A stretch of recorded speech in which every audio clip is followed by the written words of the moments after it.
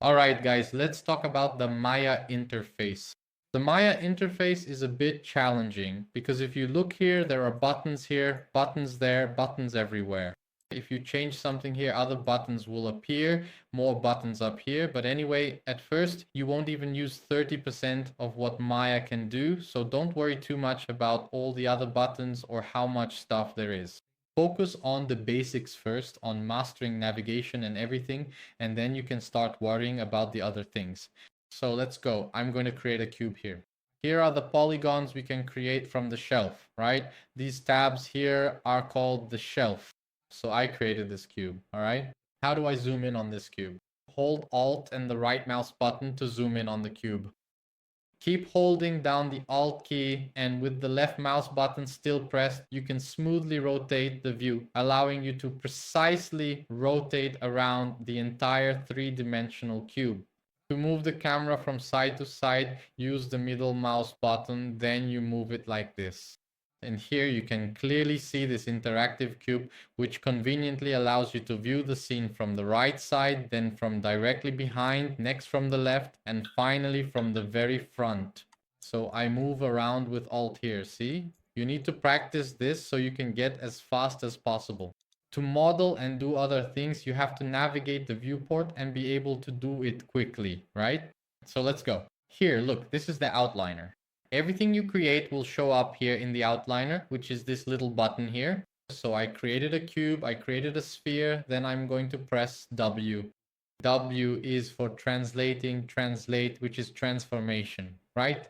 In English, it's translate, which means transformation. So you can use the little arrow here to move the objects, okay? So here, yeah, this is the outliner. Now I'm going to delete these objects and create a cube.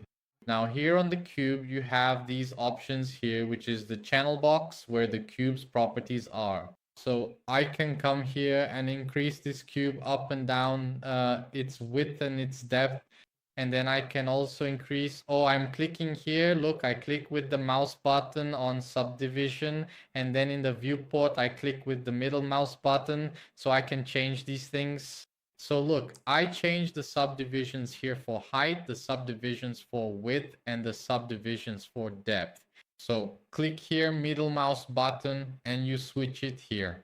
Then right here, you have the attributes, which are the cube's attributes. It's the same thing we're doing over there. But here you have the little arrows, which makes it easier for you to do it like this, right? So here you have the little arrows, but I think it also works. No, it doesn't work with the middle mouse button in this tab. So you see which one you prefer, okay? So I'm going to create a triangle, a cube, and a sphere here. The sphere. And there you go. A cylinder, right? A cylinder, a triangle, a cone, and a sphere. So now a tip I have is about the camera. If you come here and click here, you'll get the orthographic views, which is the top view. Here you have the front, which is front, and side, which is the side view, right? Side is the side view. So if I press space here, I go to perspective view. Okay. If I press space again, it goes to the 4 views. If I press space with the mouse here over the top view, it goes to the top view, and so on. And if I go to the front, it goes to the front view. And here in the side view, we're only seeing the cylinder because it's in front. So if I move here, we can see the others on the side. So basically, that's pretty much it for the viewport and its navigation, right? Recapping, you use the tab key, the alt key, and the right mouse button. And you can also zoom. With the middle mouse button, you effectively move, you perform a pan like this. And with the left mouse button, you can precisely rotate the view. Okay, so that's essentially it, my dear friends. If you find this helpful, please consider giving it a like, subscribing to the channel, and sharing this valuable video with others. That truly helps out a great deal. And now let's proceed directly to the very next lesson. Thank you so much, and please do take good care.